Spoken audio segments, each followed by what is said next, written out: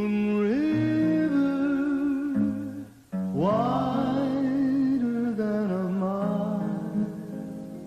and gentlemen, Andy Williams.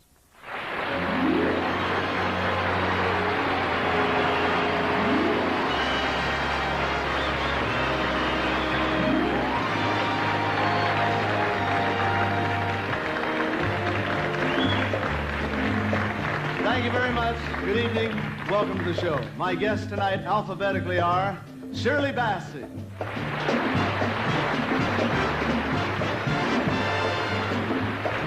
Hirt,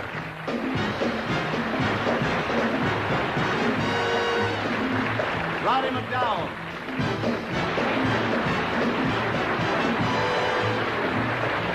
Reiner and Mel Brooks.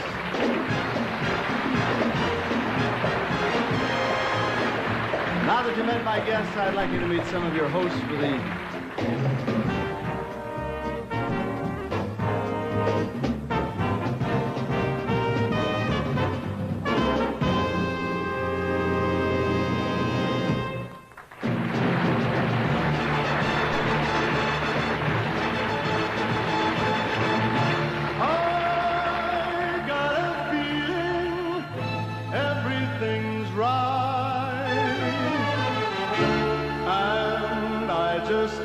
tonight is the night.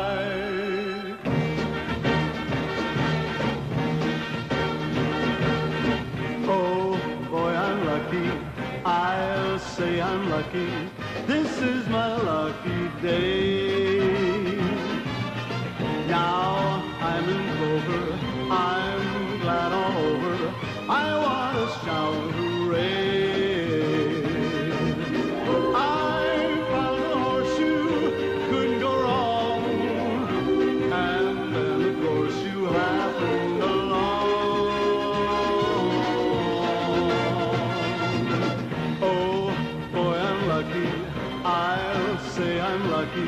This is my lucky day.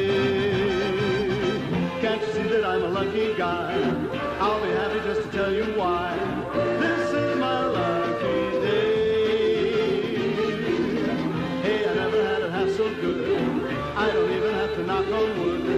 I want to shout hooray, hooray, hooray, hooray, hooray.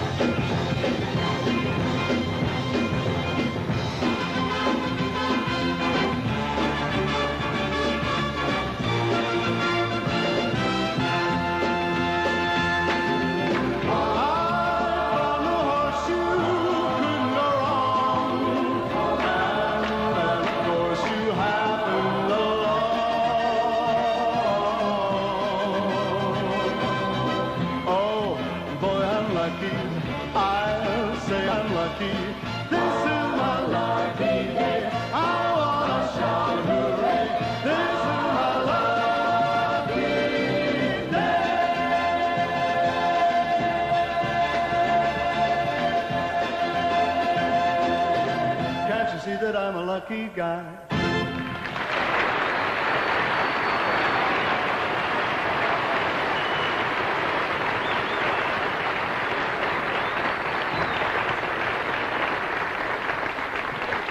Thank you. Thank you very much. Good evening and welcome to the show. Two of our guests tonight are from the British Isles. Shirley Bassey is from Cardiff, Wales, and Roddy McDowall is from London, England. And we have a gentleman from New Orleans, Mr. Hirt. Now, when he blows a trumpet down there, they have to post small craft warnings in the Gulf of Mexico. We also have Carl Reiner with us. Carl's from New York, and he brought along the 2,000-year-old man, Mel Brooks. Now, we don't know exactly where he came from. His birth certificate was eaten by one of the goats on Noah's Ark. He's really an amazing man. He's witnessed many historic firsts. He was around when the wheel was invented, when fire was discovered, and in the 3rd century, rather, he was in a restaurant on the banks of the Nile where a customer, for the very, very first time, asked a waiter for a Bowser bat. You're also going to be finding out more about this remarkable 2,000-year-old man because he'll be interviewed in just 1 minute, so don't go away.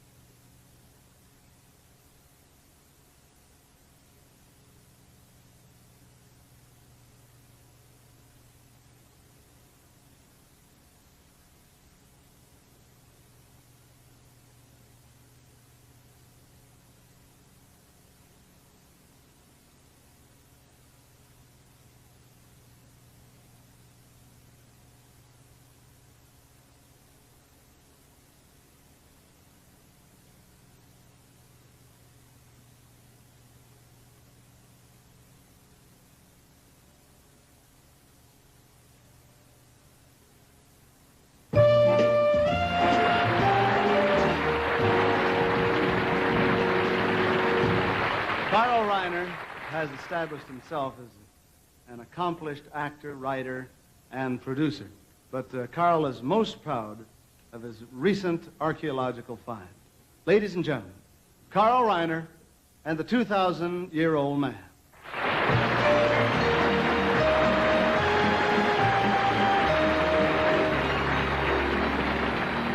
I noticed when Mr. Williams mentioned that the man is 2,000 years old, there were some people who were scoffing. But he's just returned from the Mayo Clinic, and they have authenticated that this man is not only 2,000 years old, but is hearty and healthy. Ladies and gentlemen, the 2,000-year-old man, Mr. Mel Brooks.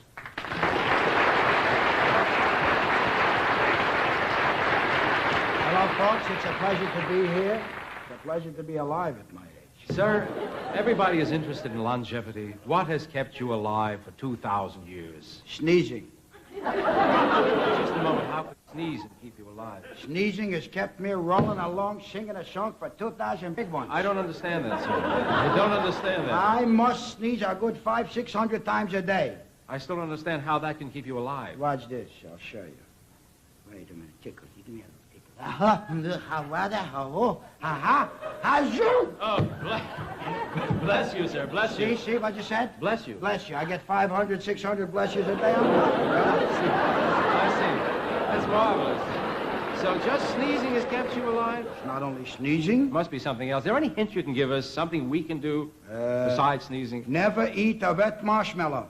You hear me? Never eat a wet... Never eat a wet marshmallow. Why should we never... Might be a piece of soap. How do you know? Look at this thing, right? Well, a wet marshmallow, that wouldn't kill you. Even You worse. wouldn't profit by it. No, that's true. Why do you have to bubble all night? Sir, besides not eating wet marshmallows and sneezing, what else has kept you alive? I never sit in the first 2 seats in the last seat of an airplane. Never, ever. Well, why? Because if that plane should fall from the sky, the first 2 seats and the last 2 seats will fall with it down. Well, so will the rest of the seats. That's true.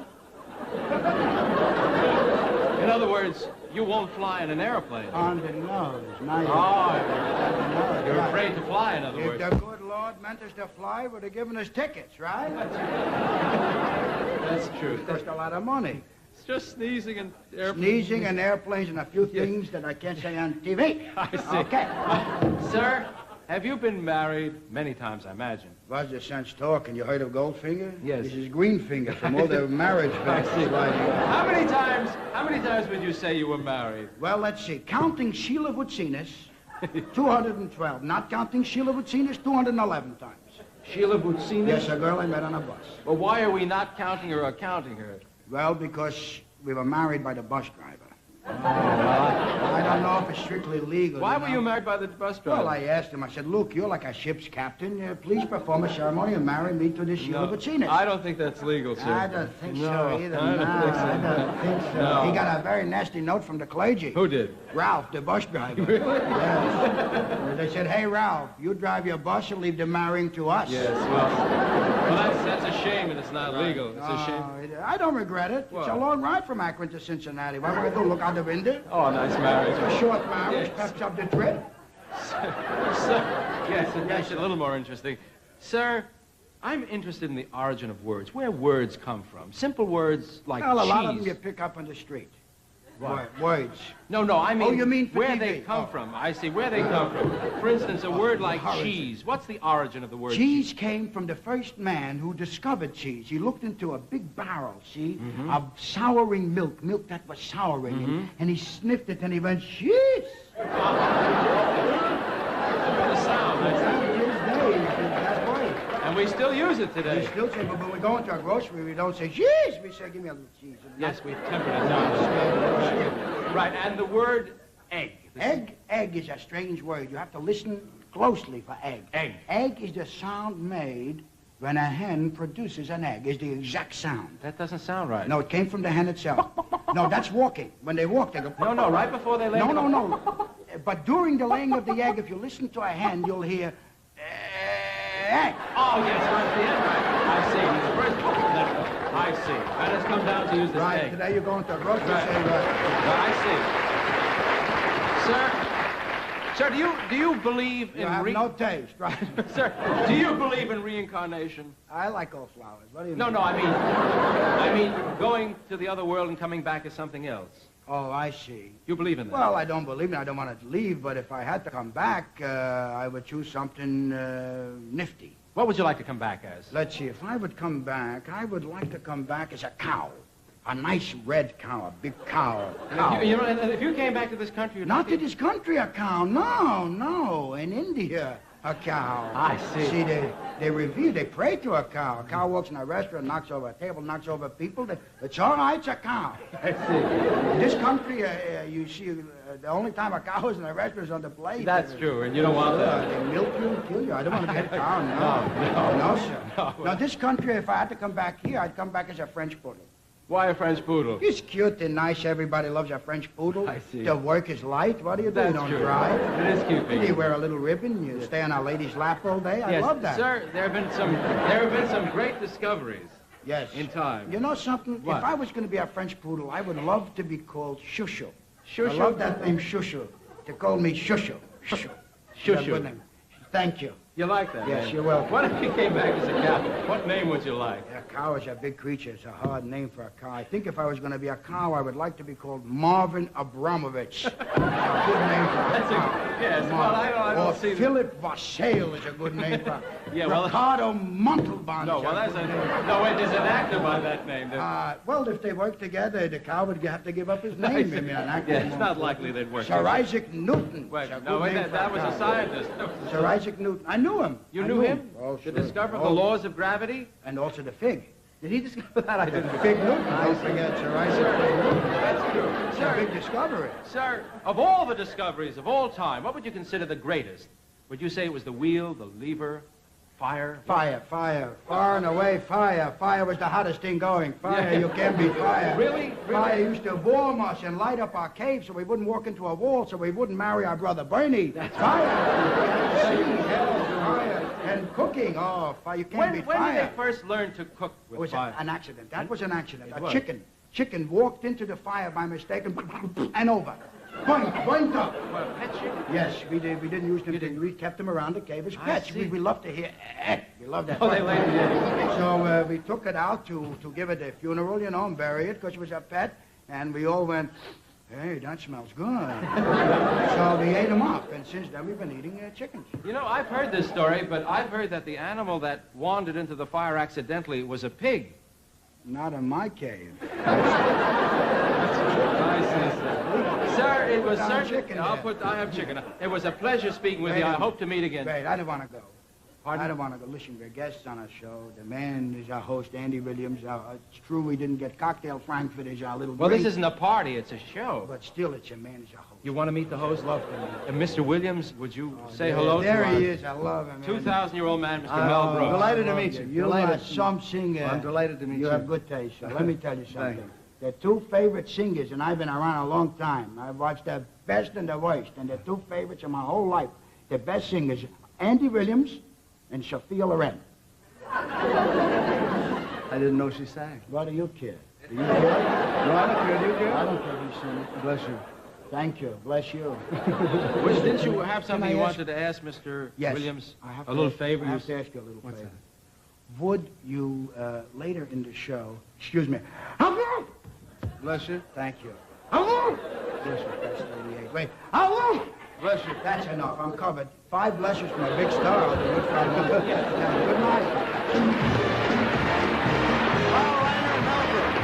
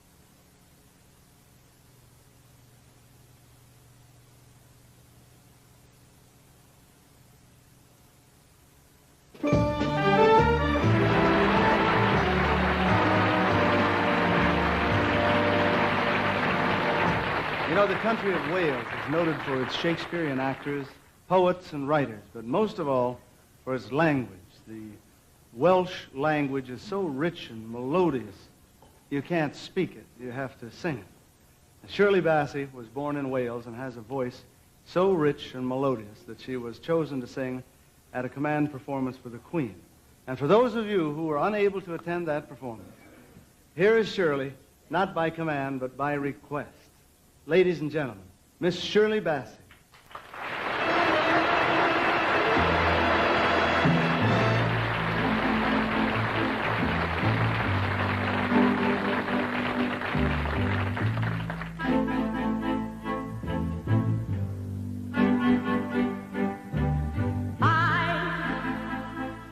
I will have nothing.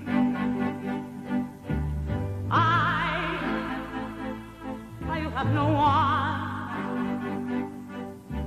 Adore you, and once you saw, I'm just another with nothing to give you but all. I love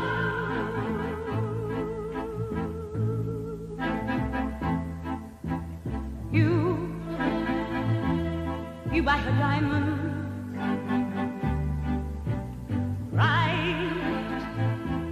Sparkling diamond.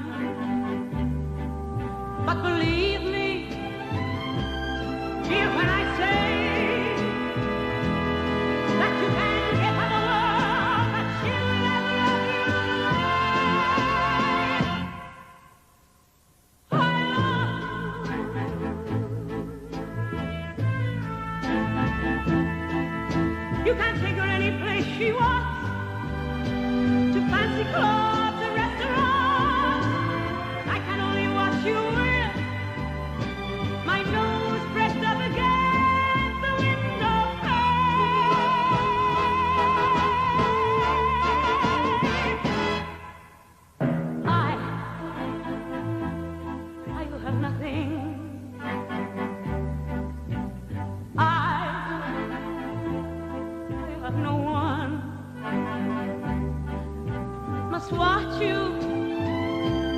go dancing by,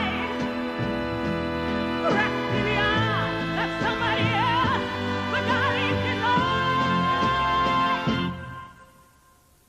I love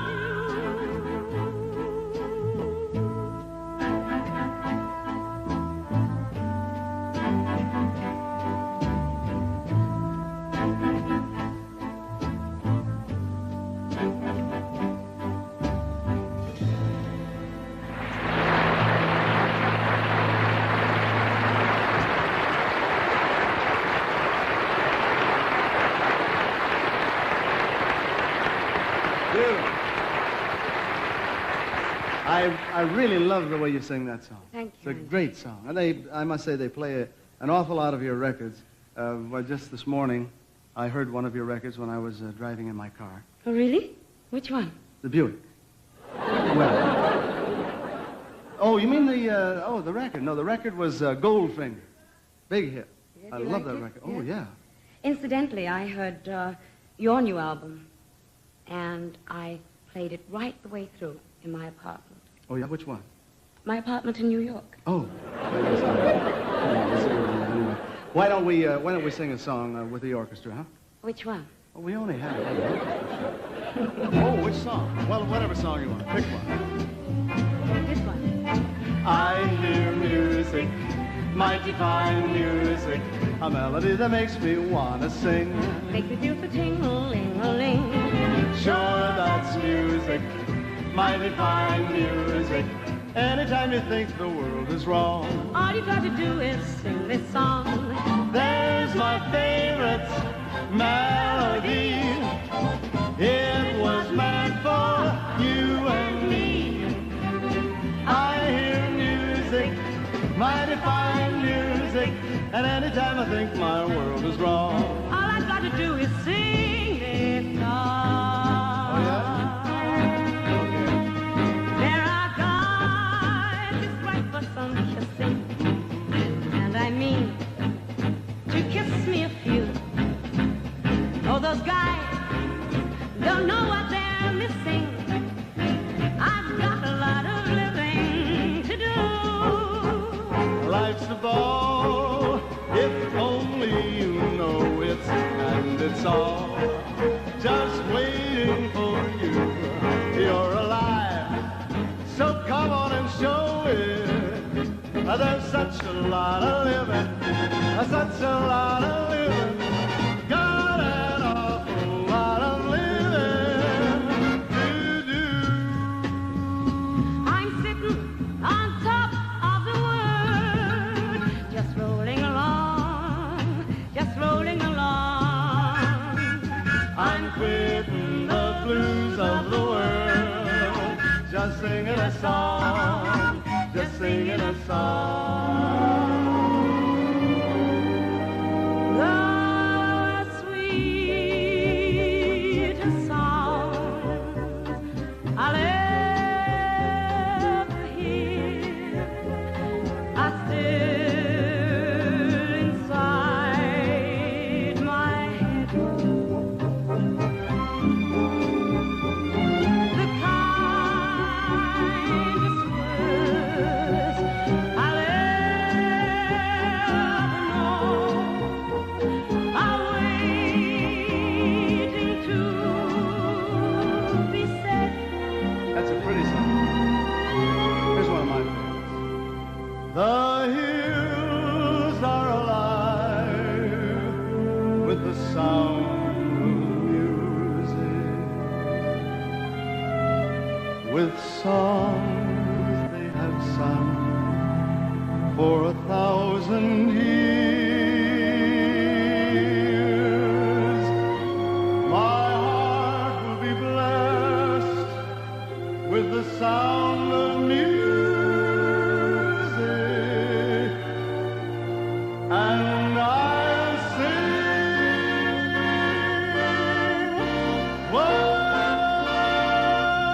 once more. This is one of those songs that you hear now and then. You don't know just where and you don't know just when. It's one of those songs that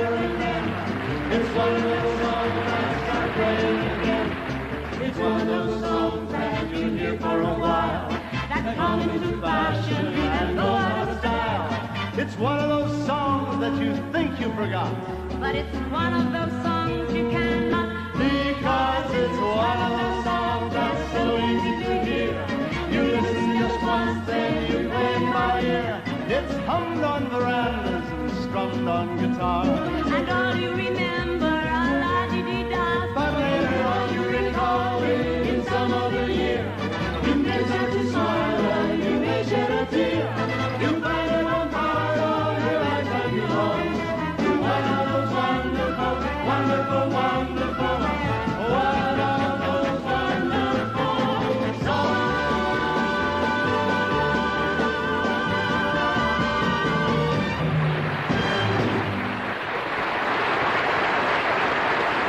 Shirley Bassey, ladies and gentlemen.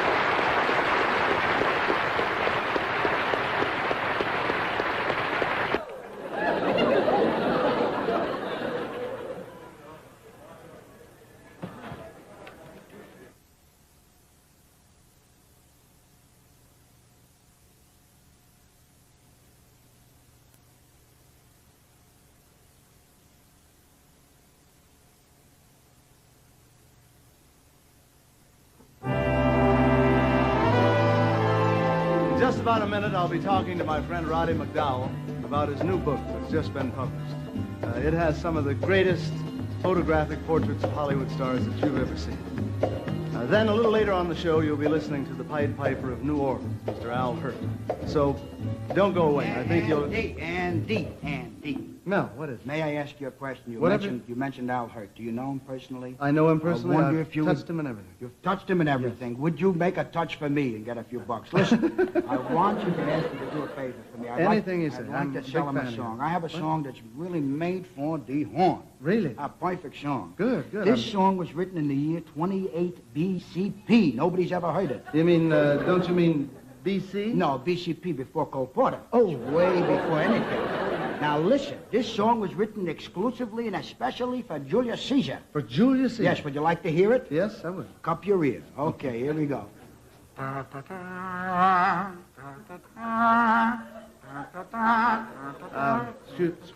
Excuse me, that's taps. Yes, I know it's taps. So what did you want us to write for, Julius? See, the man had 15 daggers in his chest. You want downtown? No.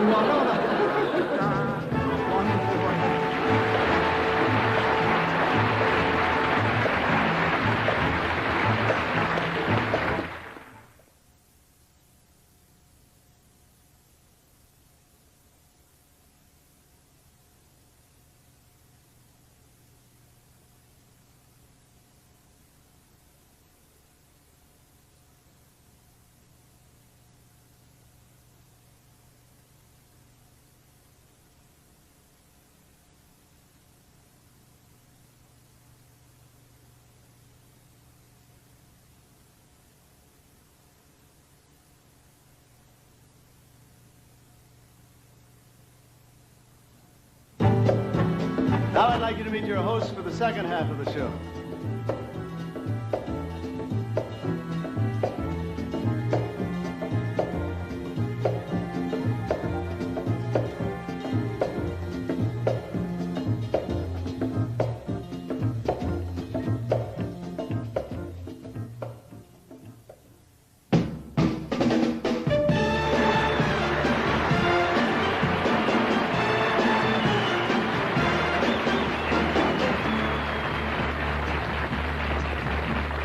Sunny,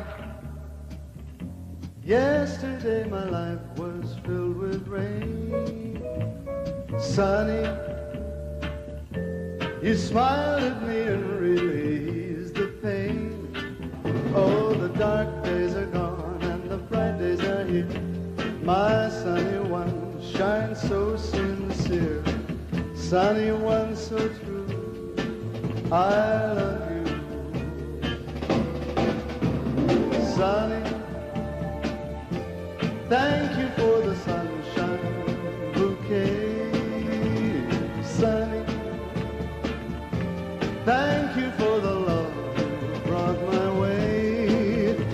You gave to me your all and all. Now I feel 10 feet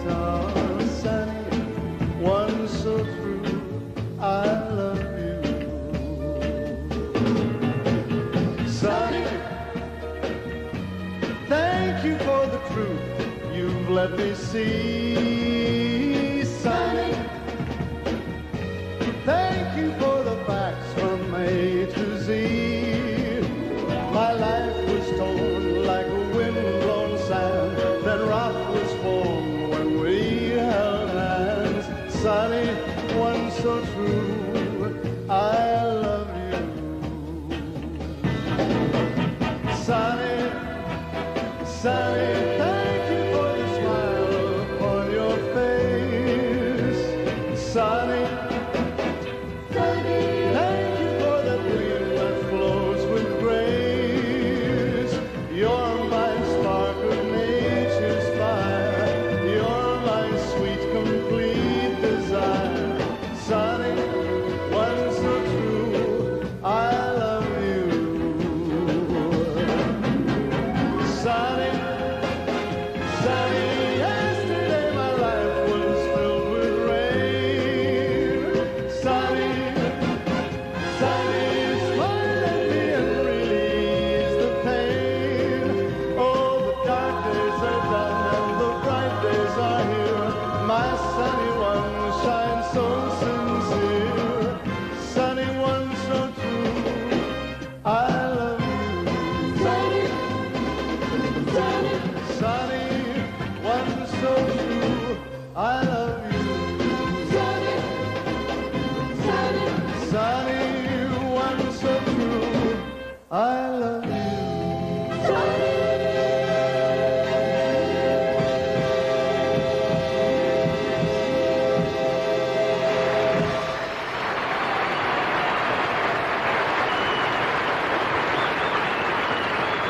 Thank you. Thank you very much. The other night I went to a dinner party, and I ran into an old friend of mine. Well, he's a old, young friend, Roddy McDowall. And we were talking, and I couldn't help but think what a really remarkable young man he is, because in spite of his youth, he was making movies when directors wore leather puttees and directed their stars through megaphones. And there were some photographs that I saw of his, of Roddy when he was young, that I thought you might like to see. So here they are. That's Roddy's first movie, Manhunt. And this is a scene from a great movie, How Green Was My Valley, which really established Roddy McDowall as a fine actor. Here's Roddy in Son of Fury, and with him, great actor, Henry Davenport. I think most of you saw this movie. It's a scene from Cleopatra. Rex Harrison and Richard Burton are with Roddy.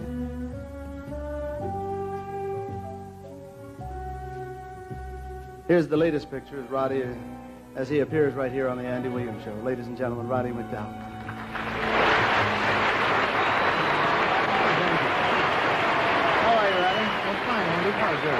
I hope you enjoyed looking at those pictures again.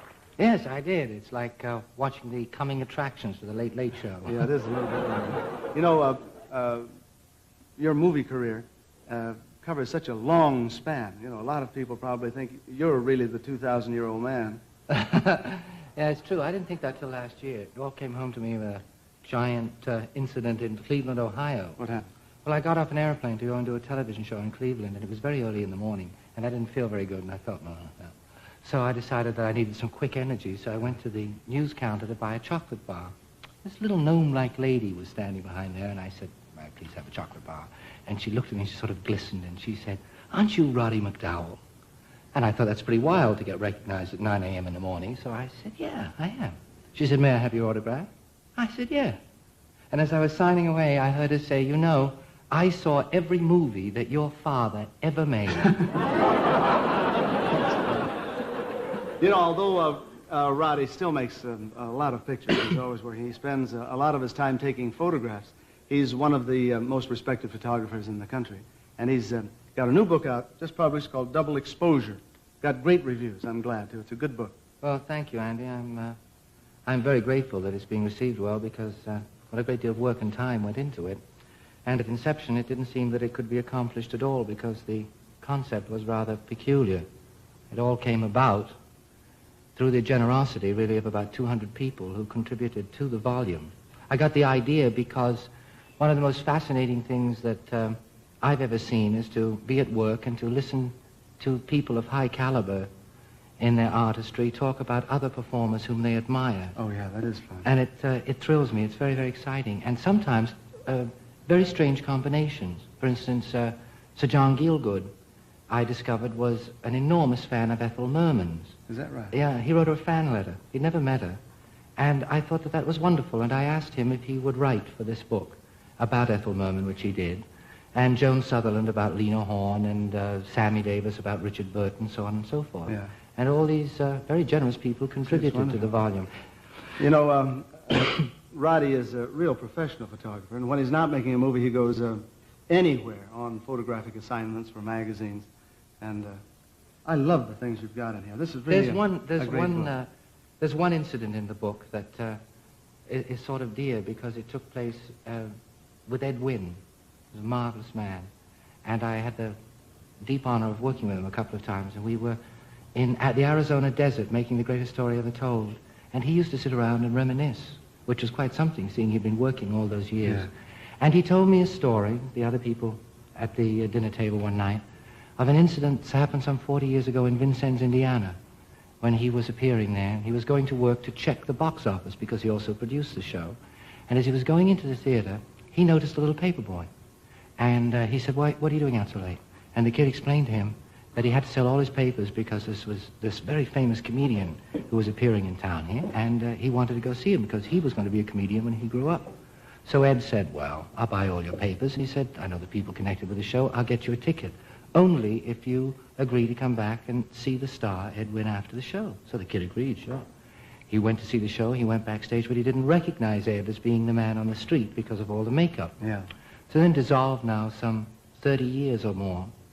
And Ed Wynn had been in semi-retirement and was asked to do his first dramatic television show, which was Requiem for a Heavyweight. And he started rehearsal, and he got very nervous, and he felt that he couldn't do it. He lost his heart completely. And Keenan, his son, went to this little boy, now grown up, and talked to him, and that little boy, now grown up, went and talked to Ed. And by his own confession, he gave Ed Wynn the courage to go ahead, do that performance, and enjoy another decade as a very, very important dramatic actor. And that little boy's name was Red Skelton. Really? Yeah. So Ed That's wrote that, and that's the picture I took to go with the story. There's one here that I really like, Buster Keaton. He's a Oh, favorite of mine. well, Buster Keaton is about my favorite performer in the world. I just adored him. And I was lucky enough to have known him from the time I was young, not terribly well, but I used to get to see him. And early last year, before he died, I went to Woodland Hills and took this picture of him, which is interesting in the sense that when I was going around the house in the bathroom, I noticed on the wall another photograph. And I asked him what it was, and asked him to pose with it, when I discovered that the photograph that Buster Keaton is holding in that picture is Buster Keaton at 5 years old when he first appeared in vaudeville, 60 years before the complete photograph was taken. Oh, that's wild. That really is. Did you have any trouble getting stars to pose for these pictures? No, I've met with the most extraordinary cooperation from everyone, and I'm really terribly, terribly grateful. No other difficulty than any one of us who has to be performed out of has to be photographed out of context. It's a little difficult. It is, huh? Well, we've seen some of the pictures of the, a couple guys, but you've taken some great pictures of some of the most important women in the theater and in movies. So why don't you show some of those? Well, I'd be delighted to. Oh, good. Thank you very much. The first one is Lauren Bacall. Oh, yes. Extraordinary, beautiful lady. Katharine Hepburn writes about her in the book. Natalie Wood. This photograph was initially taken for the paperback of Inside Daisy Clover. She looks so cute. Lena Horne, a guest of yours many times. Oh, yes.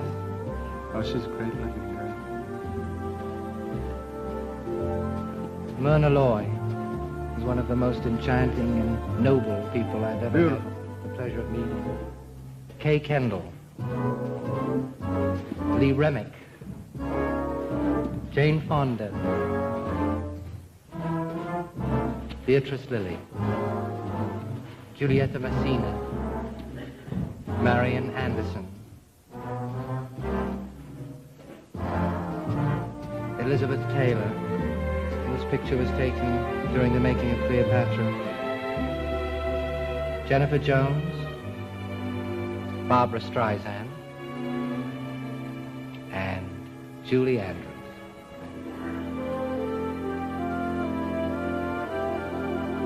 Lovely.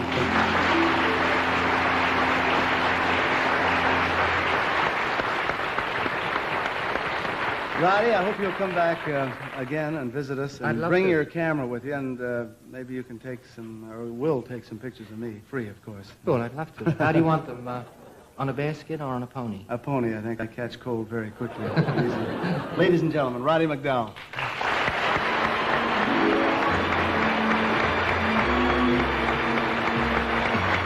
Don't go away. We're going to a Mardi Gras with Al Hirt right after this word from our friends at Buick. Don't go away.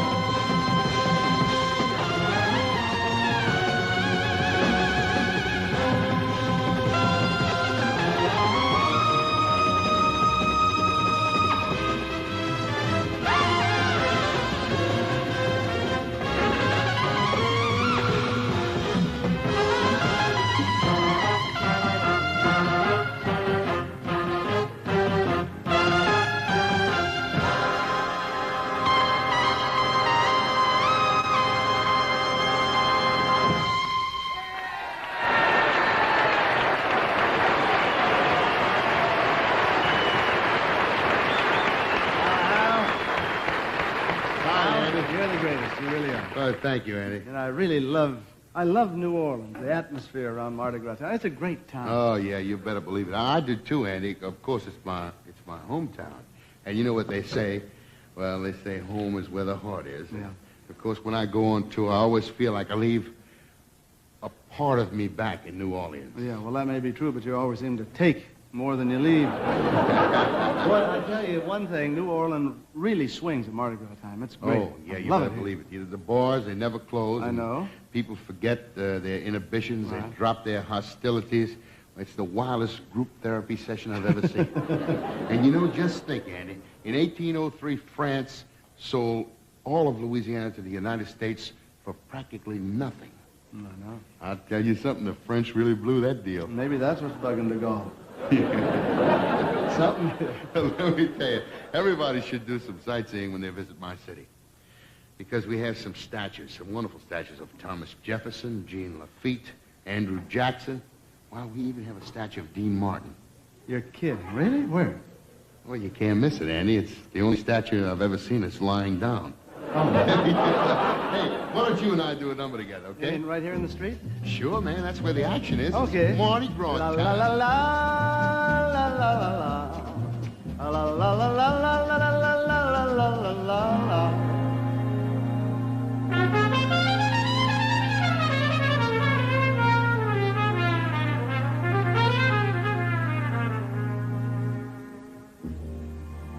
Waking sky at sunrise, every sunset too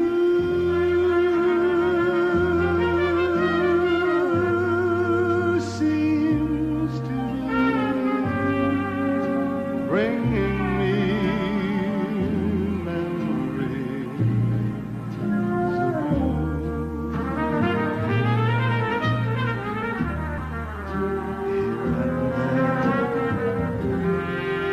Everywhere, scenes that we once knew, and they all just recall memories of you.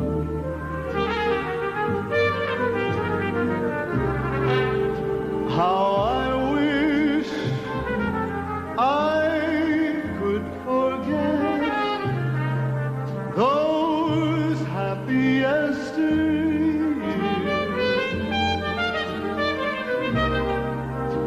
that have left rosary of tears.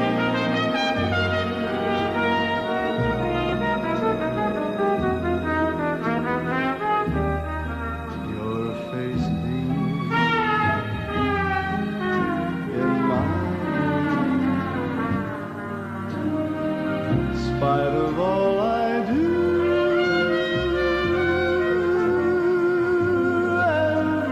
Everything seems to bring memories of you.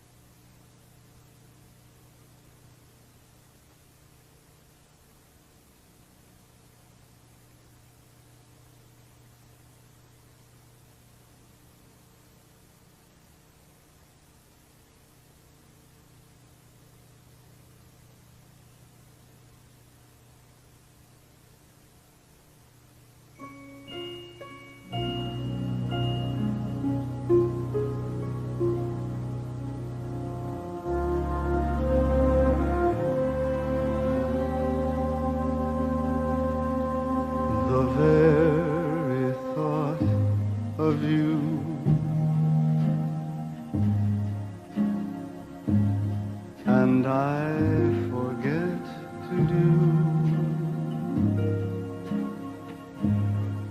the little ordinary things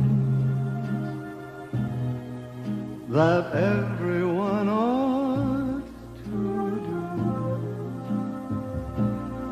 I'm living in a kind of daydream. I'm happy as a king, and foolish though it may seem to me, that's everything. A mere idea of you, the longing here for you. You'll never know how slow the moments go till I'm near to you. I see your face in every flower, your eyes in stars above. It's just the thought of you.